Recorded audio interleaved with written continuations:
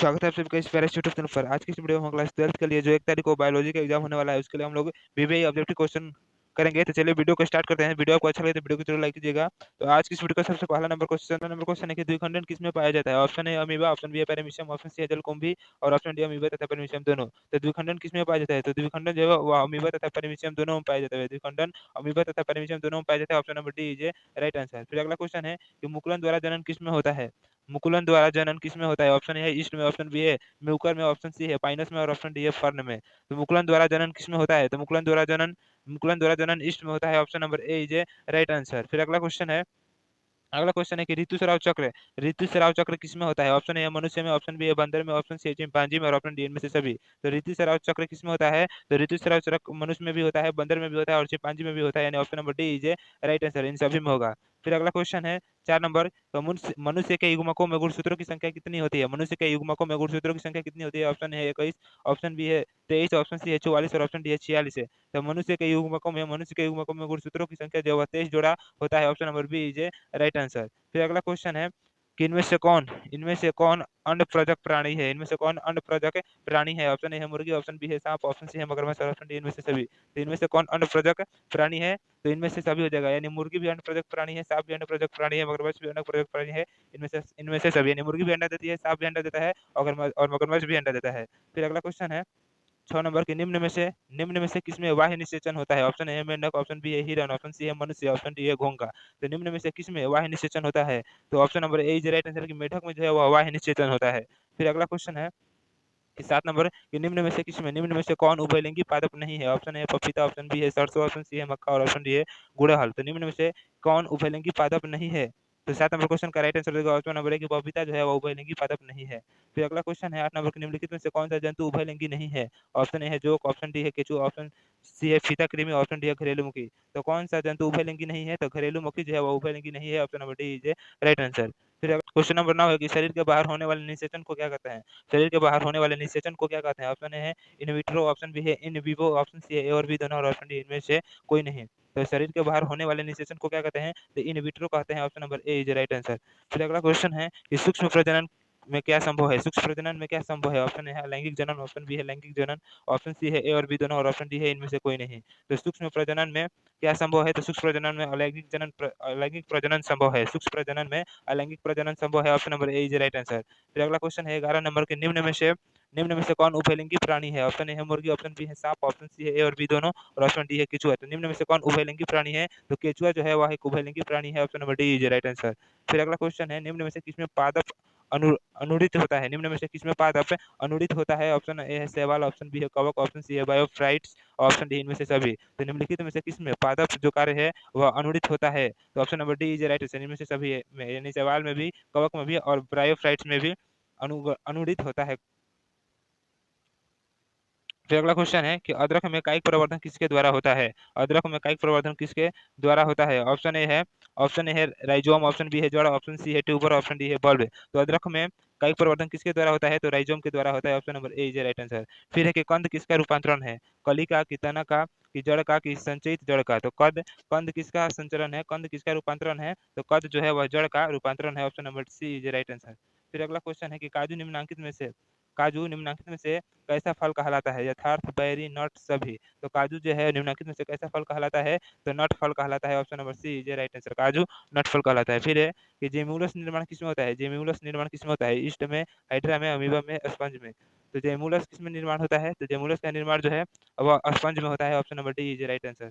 फिर अगला क्वेश्चन है 17 नंबर कि निम्न में से किसमें वाह्य निषेचन होता है? मेंढक में, हिरन में, मनुष्य में, घोंघा में। तो निम्न में से किसमें वाह्य निषेचन होता है? तो मेंढक में होता है। Option number A is right answer. फिर अगला क्वेश्चन है कि ईस्ट में प्रजनन मुख्यतः किसके माध्यम से होता है? मुकुलन, कि विखंडीकरण, की परागण, कि इनमें से सभी। तो ईस्ट में प्रजनन मुख्यतः किसके माध्यम से होता है? तो मुकुलन द्वारा होता है। Option number A is right answer. फिर अगला क्वेश्चन है 19 नंबर क्वेश्चन है कि युग्मक सामान्यतः किस प्रकार के होते हैं? हैप्लॉयड, कि डिप्लॉयड, कि पॉलीपॉलाइड, कि नलीपॉलाइड। तो युग्मक सामान्यतः किस प्रकार के होते हैं? तो युग्मक जो है वह सामान्यतः एक गुणक होते हैं। Option number A is right answer. फिर अगला क्वेश्चन है 20 नंबर क्वेश्चन नंबर 20 है कि 124 शुक्राणुओं के निर्माण में कितने अर्धसूत्रीय विभाजन की आवश्यकता होती है? 124 शुक्राणुओं के निर्माण में कितने अर्धसूत्रीय विभाजन की आवश्यकता होती है? ऑप्शन ए है 124, ऑप्शन बी है 31, ऑप्शन सी है 30 और ऑप्शन डी है 62 है। तो 124 शुक्राणुओं के निर्माण में कितने अर्धसूत्रीय विभाजन की आवश्यकता होती है? तो 31 अर्धसूत्रीय विभाजन की आवश्यकता होती है। Option number B is right answer. फिर है कि केचुआ कैसा प्राणी है? एक लिंगी की, द्विलिंगी की, अलिंगी की, नपुंसक? तो केचुआ जो है वह एक द्विलिंगी प्राणी है। Option number B is right answer. फिर है 22 नंबर क्वेश्चन की जब नर और मादा गैमीट में युग्मन होता है तब यह क्या कहलाता है? तो लैंगिक जनन कहलाता है। Option number B is right answer. फिर है 23 नंबर को मध्य चक्र किसमें पाया जाता है? गाय में, भेड़ में, कुत्ता में, इनमें से सभी में। तो मध्य चक्र जो है वह गाय में भी पाया जाता है, भेड़ में पाया जाता है, कुत्ता में पाया जाता है। Option number D is right answer, इनमें से सभी में। फिर अगला क्वेश्चन है कि द्विनिषेचन का परिणाम क्या होता है? बीज पत्र की, बीजांड की, भ्रूण पोष की, भ्रूण? तो तो द्विनिषेचन का परिणाम क्या होता है? तो द्विनिषेचन का परिणाम भ्रूण पोष होता है। Option number C is right answer. फिर अगला क्वेश्चन है कि ये परिवर्तन जो लार्वा को वयस्क में परिवर्तित कर देते हैं क्या कहलाते हैं? वे परिवर्तन जो लार्वा को वयस्क में परिवर्तित कर देते हैं क्या कहलाते हैं? ऑप्शन ए है ऑप्शन है कि मेटाजोनेसिस, ऑप्शन बी है एकांतरण, ऑप्शन सी है कयांतरण, ऑप्शन डी है मेटास्टेसिस। तो ये वो परिवर्तन जो लार्वा को वयस्क में परिवर्तित कर देते हैं उसे हम लोग कयांतरण कहते हैं। Option number C is a right answer. फिर अगला क्वेश्चन है, क्वेश्चन नंबर अगला है कि भ्रूण कोश में कितने क्रोमोसोम होते हैं? एन की, 2n की, 3n की, ए और बी दोनों? तो भ्रूण कोश में 3n क्रोमोसोम होते हैं। Option number C is right answer. भ्रूण कोश में तीन क्रोमोसोम होते हैं। फिर अगला क्वेश्चन है 27 नंबर की, जब संतति की उत्पत्ति एकल जनक द्वारा होती है तब यह क्या कहलाता है? लैंगिक जनन के, अलैंगिक जनन के, ए और बी दोनों के, आंतरिक निषेचन? तो जब संतति की उत्पत्ति एकल जनक द्वारा होती है तब यह क्या कहलाता है? तब यह तब यह अलैंगिक जनक कहलाता है। जब संतति की उत्पत्ति एकल जनक द्वारा होती है तो उसे हम लोग अलैंगिक जनक कहते हैं। Option number B is right answer. फिर अगला क्वेश्चन है 28 नंबर कि इनमें से कौन नर युग्मक से संयोजन कर भ्रूण पोष बनाता है? इनमें से कौन नर युग्मक से संयोजन कर भ्रूण पोष बनाता है? ऑप्शन है अनिषेचित अंड, ऑप्शन बी है सहायक कोशिका, ऑप्शन सी है एंटीपोल्डस, ऑप्शन डी है द्वितीय केंद्र। तो इनमें से कौन नर युग्मक को संयोजन कर भ्रूण पोष बनाता है? तो द्वितीय केंद्रक जो है वह नर युग्मक से संयोजन करके भ्रूण पोष बनाता है। फिर अगला क्वेश्चन है कि स्तनधारी के शुक्राणु के मध्य भाग में क्या पाया जाता है? ऑप्शन ए है केंद्रक, ऑप्शन बी है रसधानी, ऑप्शन सी है माइटोकॉन्ड्रिया, ऑप्शन डी है कि सेंट्रियोल। तो स्तनधारी के शुक्राणु के मध्य भाग में माइटोकॉन्ड्रिया पाया जाता है। Option number C is a right answer. फिर अगला क्वेश्चन नंबर 30 है कि चमगादड़ द्वारा परागण क्या कहलाता है? चमगादड़ द्वारा परागण क्या कहलाता है? ऑप्शन ऑप्शन है कि अनार्थोफिली, ऑप्शन बी है कि एंटोमोफिली, ऑप्शन सी है क्रिप्टोरोफिली, ऑप्शन डी है कि हाइड्रोफिली। तो चमगादड़ में परागण क्या कहलाता है? चमगादड़ में परागण क्रिप्टोफिली कहलाता है, क्रिप्टेरोफिली कहलाता है। चमगादड़ में परागण क्रिप्टेरोफिली कहलाता है। फिर अगला क्वेश्चन है कि भ्रूण कोश वाले जीव को क्या कहा जाता है? एफ एपोकार्पिक की बहुभ्रूणता की, एंडोकार्पिक की, एंडोस्पर्मिक। तो भ्रूण पोष वाले जीवों को क्या कहा जाता है? तो भ्रूण पोष वाले जीवों को हम लोग एंडोस्पर्मिक कहते हैं। Option number D is right answer. फिर अगला क्वेश्चन है कि निम्नलिखित में से कौन जलीय जंगली घास है? निम्नलिखित में से कौन जलीय जंगली घास है? ऑप्शन है ट्रापा, ऑप्शन बी है हाइड्रेला, ऑप्शन सी है जलकुंभी, ऑप्शन डी है बी और सी दोनों। तो निम्नलिखित में से कौन से जलीय जंगली घास है? तो जलकुंभी जो है जलीय जंगली घास है। Option number C is right answer. फिर है कि वायु परागण किसमें नहीं होता है? घास में, मक्का में, गेहूं में, सेल्विया में। तो वायु परागण किसमें नहीं होता है? तो वायु परागण सेल्विया में नहीं होता है। Option number D is right answer. फिर अगला क्वेश्चन है 34 नंबर कि निम्नलिखित में से किसमें पौधे में स्वपरागण होता है? एक लिंगी में, कि द्विलिंगी में, कि ए और बी दोनों की, डी है, इनमें से कोई नहीं। तो किस पौधे में स्वपरागण पाया जाता है? तो द्विलिंगी पौधे में स्वपरागण पाया जाता है। Option number B is right answer. फिर है कि अगुणित भ्रूणपोष निम्नलिखित में किसकी विशेषता है? अगुणित भ्रूणपोष निम्नलिखित में किसकी विशेषता है? ऑप्शन है आवृत बीजी, ऑप्शन बी है अनावृत बीजी, ऑप्शन सी है फफूंद और ऑप्शन डी है शैवाल। तो अगुणित भ्रूणपोष निम्नलिखित में से किसकी विशेषता है? तो अनावृत्ति बीज की विशेषता है। फिर अगला क्वेश्चन है कि इनमें से कौन कायिक परिवर्तन नहीं है? इनमें से कौन कायिक परिवर्तन नहीं है? प्रकंद, चूसक, शाखा, चल बीजाणु। तो इनमें से कौन कायिक परिवर्तन नहीं है? तो 36 नंबर क्वेश्चन का राइट आंसर हो जाएगा ऑप्शन नंबर डी, चल बीजाणु जो है वह कायिक परिवर्तन नहीं है। फिर अगला क्वेश्चन है 33 नंबर की, इनमें से कौन सा फल कूट फल कहलाता है? आम, नींबू, धान, सेब। इनमें से कौन सा फल जो है वह कूट फल कहलाता है? तो सेब जो है वह एक कूट फल कहलाता है। फिर है कि भ्रूण कोश का क्या कार्य है? भ्रूण बनाना, कि भ्रूण को पोषण देना, कि लिंग का निर्धारण करना, कि इनमें से सभी। तो भ्रूण कोश का क्या कार्य है? तो भ्रूण कोश का कार्य भ्रूण को पोषण देना है। Option number B is right answer, कि भ्रूण का कार्य भ्रूण को पोषण देना है।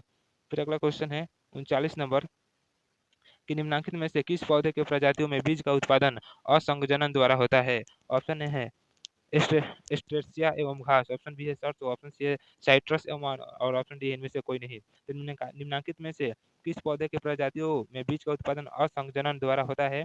तो एक नंबर एक स्ट्रेसिया एवं घास में। Option number A right answer. Question number 40 है कि भ्रूण पोष क्या है। क्वेश्चन नंबर 40 है कि भ्रूण पोष क्या है। ऑप्शन ए है द्विगुणित, ऑप्शन बी है अनुगुणित, ऑप्शन सी है त्रिगुणित और ऑप्शन डी इनमें से कोई नहीं। तो भ्रूण पोष क्या है, तो भ्रूण पोष जो है वह त्रिगुणित है। Option number C is right answer. फिर 41 नंबर क्वेश्चन है कि निम्न में से किसमें जल द्वारा परागण होता है। जलकुंभी में, कि कमल में, कि हाइड्रिला में, कि बी और सी दोनों। तो निम्न में से किसमें जल द्वारा परागण होता है, तो जलकुंभी में जल द्वारा परागण होता है। फिर है कि भ्रूण कोष की सेंट्रल कोशिका क्या है। प्रारंभिक केंद्रक, द्वितीय केंद्रक, सहायक कोशिका की और बी दोनों।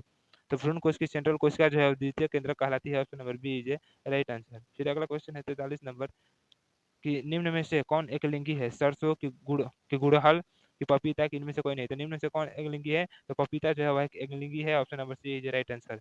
फिर अगला क्वेश्चन है कि किस फल का बीज चोल खाया जाता है। किस फल का बीज चोल खाया जाता है। जायफल, लीची, शरीफा, इनमें से सभी। तो किस फल का बीज चोल खाया जाता है, तो इनमें से सभी का, यानी जायफल का भी, लीची का भी, शरीफा का भी। फिर अगला क्वेश्चन है कि परागकण मुख्यतः क्या है। परागकण मुख्यतः क्या है। स्पोरोफाइट की युग्मक, की नर युग्मक, इनमें से कोई नहीं। तो परागकण जो है मुख्यतः नर युग्मक होते हैं। Option number C is right answer. फिर अगला क्वेश्चन है कि पराग भित्ति होती है एक स्तरीय, की द्विस्तरीय, की त्रिस्तरीय, की कई स्तरीय। तो पराग भित्ति जो है वह द्वितीय स्तरीय होती है। Option number B is right answer. फिर अगला क्वेश्चन है कि परागकण हो सकते हैं गैमेटोफाइट में, की सजावटी, की एलर्जी कारक, इनमें से सभी। तो परागकण परागकण क्या हो सकते हैं, तो एलर्जी कारक हो सकते हैं। Option number C is right answer. फिर अगला क्वेश्चन है कि वायु परागित पुष्प सामान्यतः क्या होते हैं। आकर्षक, छोटे, रंगहीन, बी और सी दोनों। तो वायु परागित जो पुष्प होते हैं, वायु परागित पुष्प सामान्यतः आकर्षक, छोटे एवं रंगहीन होते हैं। वायु परागित पुष्प जो होते हैं वो छोटे एवं रंगहीन होते हैं। Option number C is right answer. फिर अगला क्वेश्चन है कि प्रत्येक पादप कोशिका से पूर्ण पौधा बन सकता है। प्रत्येक पादप कोशिका से पूर्ण पौधा बन सकता है, इस गुण को क्या कहते हैं। तो ऑप्शन ए है क्लोनिंग, ऑप्शन बी है सोमा कलोनल, ऑप्शन सी है टूटी पोटेंसी, ऑप्शन डी है इनमें से सभी। तो प्रत्येक पादप कोशिका से पूर्ण पौधा बन सकता है, इस गुण को हम लोग क्या कहते हैं, इस गुण को हम लोग टूटी पोटेंसी कहते हैं। Option number C is right answer. Anemophily नामक परागण किसके द्वारा होता है। चिड़िया द्वारा, चमगादड़ द्वारा, घोंघा द्वारा, हवा द्वारा। तो एनोमोफिली नामक परागण जो है वह हवा द्वारा होता है। Option number D is right answer. फिर अगला क्वेश्चन है कि इंटोमोफिली नामक परागण किसके द्वारा होता है। इंटोमोफिली नामक परागण किसके द्वारा होता है। चिड़िया द्वारा, चमगादड़ द्वारा, हवा द्वारा, कीड़ा द्वारा। तो इंटोमोफिली नामक परागण जो है वह कीड़ा द्वारा होता है। Option number D is right answer. Question है कि प्रोटोप्लास्ट कल्चर का फ्यूजोजेन क्या है। प्रोटोप्लास्ट कल्चर का फ्यूजोजेन क्या है। तरल नाइट्रोजन, पीईजी, लैक्टिक अम्ल, इनमें से सभी। तो प्रोटोप्लास्ट कल्चर का फ्यूजोजन जो है वह पीजी है। Option number B is right answer.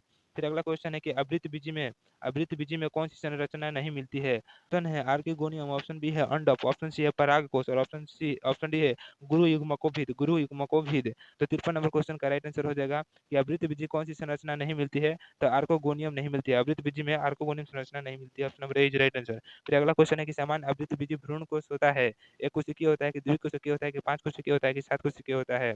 तो सामान्य आवृत्ति बीज भ्रूण कोष जो होता है वह 7 कोशिकीय होता है। Option number D is right answer. फिर अगला क्वेश्चन है कि बीजांड के वृत्त को क्या कहते हैं। बीजांड के वृत्त को क्या कहते हैं, तो बीजांड के वृत्त को फ्यूनिकल कहते हैं। Option number A is right answer. फिर एक निषेचन क्या है। तो निषेचन जो है वह अंडा तथा नर न्यूक्लियस का संयोजन है। निषेचन जो है वह अंडा तथा नर न्यूक्लियस का संयोजन है। Option number A is right answer. फिर अगला क्वेश्चन है कि इनमें से किसका पुष्पासन खाया जाता है। शरीफा का, कि सेब का, नारंगी का, लीची का। तो इनमें से किसका पुष्पासन खाया जाता है, तो सेब का खाया जाता है। Option number B is right answer. गेहूं में परागकण किसे होता है। गेहूं में परागण किसके द्वारा होता है। गेहूं में परागण किसके द्वारा होता है, तो वायु द्वारा होता है। Option number A is right answer. फिर एक बीजांड विकसित होकर क्या बनता है। बीजांड विकसित होकर क्या बनता है, तो बीज बनता है। Option number C is right answer. कि बीजांड जो है वो विकसित होकर बीज बनता है। फिर अगला क्वेश्चन है, क्वेश्चन नंबर 60 है कि इनमें से कौन जंतु कोशिका में नहीं पाया जाता है। इनमें से कौन जंतु कोशिका में नहीं पाया जाता है। क्लोरोप्लास्ट, की माइटोकॉन्ड्रिया, की राइबोसोम, की गोल्जी बॉडिकाय।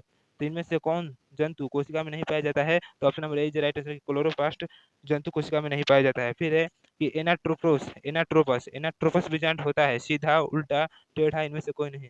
तो एनाट्रोपस बीजांड जो है वह उल्टा होता है। Option number B is right answer.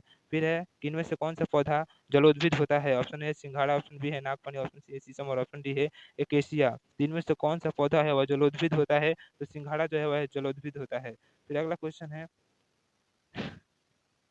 कि अनुमिल्य परागण वाले पौधे में निश्चित रूप से होता है। अनुमिल्य परागण वाले पौधे में निश्चित रूप से क्या होता है, स्वपरागण की, परपरागण की और भी दोनों की, इनमें से कोई नहीं। तो अनुमिल्य परागण वाले पौधों में निश्चित रूप से क्या होता है, तो स्वपरागण होता है। Option number A is right answer. फिर एक स्त्री दल चक्र किसमें बना है। स्त्री दल चक्र बना है स्टिग्मा, की स्टाइल, की ओवरी, की, इनमें से सभी से। तो स्त्री दल चक्र जो है इनमें से सभी से बना है, यानी स्टिग्मा से भी, स्टाइल से भी और ओवरी से भी। फिर अगला क्वेश्चन है 65 नंबर कि वैलिसनेरिया के पुष्प हैं। वैलिसनेरिया के पुष्प कौन है? वायु परागित है कि कीट परागित है कि जल परागित है कि जंतु परागित है? तो वैलिसनेरिया के पुष्प क्या हैं? तो वैलिसनेरिया के पुष्प जो है वह जल परागित होते हैं। Option number C is right answer. फिर अगला क्वेश्चन है कि किस जनन द्वारा फिर अगला क्वेश्चन है कि किस जनन परत में रक्त तथा परिवहन तंत्र का उद्भव होता है? किस जनन परत में रक्त तथा परिवहन तंत्र का उद्भव होता है? ऑप्शन ए है एक्टोडर्म है, ऑप्शन बी है मेसोडर्म, ऑप्शन सी है एंडोडर्म, ऑप्शन डी है इनमें से कोई नहीं। तो किस जनन परत में रक्त तथा परिवहन तंत्र का उद्भव होता है? तो मोजोडर्म में option number B is right answer. फिर अगला क्वेश्चन है कि निम्नलिखित में से कौन द्विगुणित संरचना है? शुक्राणु की, अंडाणु की, युग्मनज की, भ्रूणपोष है? तो कौन सा द्विगुणित संरचना है? तो युग्मनज। फिर option number C is right answer. फिर अगला क्वेश्चन है 68 नंबर कि शुक्राणु किसकी मदद से जोना पेलुसिड को विभेदित करता है? शुक्राणु किसकी मदद से जोना पेलुसिड को विभेदित करता है? ऑप्शन है एक्रोसोम से, ऑप्शन बी है हाइड्रोलिटिक एंजाइम से, ऑप्शन सी है गर्दन के सेंट्रियोल से, ऑप्शन डी है ए और बी दोनों। तो 68 नंबर क्वेश्चन का राइट आंसर हो जाएगा ऑप्शन नंबर ए एक्रोसोम के स्राव से। यानी शुक्राणु किसकी मदद से पेलुसिड को विभेदित करता है? तो एक्रोसोम के स्राव से। फिर अगला क्वेश्चन है कि एक स्वस्थ महिला पूरे जीवन काल में उत्पन्न कुल अंडों की संख्या कितनी होती है? तो 400 होती है। Option number B is right answer. Question है कि शासक मनुष्य एवं अन्य प्लेसेंटल शासक मनुष्य एवं अन्य प्लेसेंटल स्तनियों में अंडे निषेचित होते हैं अंडाशय में कि फैलोपियन एल्गाम में कि सर्विक्स में कि गर्भाशय में? तो शासक मनुष्य एवं अन्य प्लेसेंटल में स्तनियों में अंडे का निषेचन जो होता है वो फैलोपियन एल्गा में होता है। Option number B is right answer. फिर अगला क्वेश्चन है कि अनुवांशिक कूट कितने कूट होते हैं? अनुवांशिक कूट में कितने कूट होते हैं? तो अनुवांशिक कूट में कुल 64 कूट होते हैं। Option number D is right answer. फिर एक द्विगुणित संरचना है कौन? तो युग्मनज जो है वह द्विगुणित संरचना है। फिर एक जिब्रेलिन क्या है? तो जिब्रेलिन जो है वह एक हार्मोन है। फिर एक एस्ट्रोली कोशिकाएं किसमें पाई जाती हैं? तो एस्ट्रोली कोशिकाएं वृषणों में पाया जाता है। Option number B is right answer. फिर अगला क्वेश्चन है कि नर जनन कोशिका शुक्राणु उत्पन्न करती है किसके द्वारा? तो शुक्राणु जनन के द्वारा। Option number A is right answer. Androgens किसे उत्तेजित करता है? तो शुक्राणु जनन को। Option number D is right answer. फिर अगला क्वेश्चन है कि परिपक्व एवं मादा युग्मक के बनने की प्रक्रिया क्या है? तो अंड जनन है। Option number D is right answer. फिर अगला क्वेश्चन है कि यौनारंभ के समय प्रथम आवर्त चक्र क्या कहलाता है? अंडाणु, शुक्राणु, रजोदर्शन की आर्तव? तो यौनारंभ के समय प्रथम आवर्त चक्र जो है रजोदर्शन कहलाता है। Option number C is right answer. फिर अगला क्वेश्चन है कि ग्राफियन फॉलिकल पाए जाते हैं मानव के थायराइड में, मादा मानव के अंडाशय में, मेंढक के अंडाशय में, खरगोश के वृषण में? तो ग्राफियन फॉलिकल किसमें पाए जाते हैं? तो मेंढक के अंडाशय में पाए जाते हैं। Option number C is right answer. फिर है कि गैमिट निर्माण को क्या कहते हैं? तो गैमिट निर्माण को हम लोग गैमिटोजेनेसिस कहते हैं। Option number A is right answer. फिर अगला क्वेश्चन है कि स्तनपायी जीवों में भ्रूण की एलेंटोइस किसमें सहायता करती है? स्तनपायी जीवों में भ्रूण की एलेंटोइस किसमें सहायता करती है? तो पोषण में सहायता करती है। Option number D is right answer. फिर है कि ग्रेफिन पुटिका किसमें पाई जाती है? तो ग्रेफिन पुटिका स्तनियों के अंडाशय में पाई जाती है। Option number D is right answer. जनन अंग विकसित होते हैं किससे? तो जनन अंग जो है वह मेसोडर्म से विकसित होते हैं। फिर अगला क्वेश्चन है कि फर्टिलाइजिन प्रोटीन पाए जाते हैं किस पर? तो फर्टिलाइजिन प्रोटीन जो है वह शुक्राणुओं की सतह पर पाए जाते हैं। मासिक चक्र के दरमियान किस अंडों स्तर होता है? तो 12वें से 14वें दिन। फिर अगला क्वेश्चन है कि नर हार्मोन्स की उत्पत्ति कहाँ से होती है? तो नर हार्मोन्स की उत्पत्ति वृषण से होती है। Option number C is right answer. फिर अगला क्वेश्चन है कि एक्रोसोम इनमें से किसका संभाग है? तो एक्रोसोम जो है मानव शुक्राणु के सिर का संभाग है। फिर है कि इनमें से कौन तकनीक पात्र निषेचन के अंतर्गत नहीं आती है? तो अंतर्गर्भाशय युक्ति। क्वेश्चन की गर्भाशय किससे संबंधित है? गर्भाशय किससे संबंधित है? तो मादा या स्त्री जनन तंत्र से। फिर अगला क्वेश्चन है कि परिपक्व शुक्राणु के शीर्ष पर एक टोपीनुमा संरचना पाई जाती है, उसे हम लोग क्या कहते हैं? तो उसे एक्रोसोम कहते हैं। Acrosome. Option number A is right answer. फिर अगला क्वेश्चन है कि बढ़ रही मानव भ्रूण का पहला संकेत क्या है? तो स्टेथोस्कोप द्वारा हृदय ध्वनि को सुनकर। फिर अगला क्वेश्चन है कि सहेली क्या है? तो सहेली जो है वह नर स्टेरॉयडल गोली तथा मानव मादा के लिए मूर्खीय गर्भ निरोधक है। Option number D is right answer. फिर अगला क्वेश्चन है कि जनसंख्या अधिक होने से क्या होती है? तो प्रति व्यक्ति आयु कम हो जाएगी। फिर अगला क्वेश्चन है कि गर्भाशय में कोपट एक प्रभावी एवं अंतः गर्भाशय युक्त होने का मुख्य कारण क्या है? तो 94 नंबर क्वेश्चन का राइट आंसर हो जाएगा उपयुक्त सभी। फिर अगला क्वेश्चन है 95 नंबर कि भारत में प्रथम जनगणना प्रारंभ हुई थी कब? तो 1891 में हुआ था भारत में प्रथम जनगणना। फिर एक उच्च मृत्यु दर के कारण जनसंख्या में तीव्र ह्रास क्या कहलाता है? तो जनसंख्या अवनपन कहलाता है। जनसंख्या अवनपन। फिर अगला क्वेश्चन है कि परिवार नियोजन कार्यक्रम प्रारंभ किया गया कब? तो परिवार नियोजन कार्यक्रम 1951 में प्रारंभ किया था। फिर अगला क्वेश्चन जन्म पूर्व भ्रूण को जांचने की विधि का नाम क्या है? तो एमिनो कहलाता है। फिर है कि जन्म नियंत्रण की एक विधि क्या है? तो जन्म नियंत्रण की एक विधि आईयूडीएस है। आईयूडीएस। फिर अगला क्वेश्चन है 100 नंबर के क्वेश्चन है कि कॉपर्टी रोकता है, तो कॉपर्टी किसको रोकता है? तो अंड जनन को रोकता है। Option number B is right answer.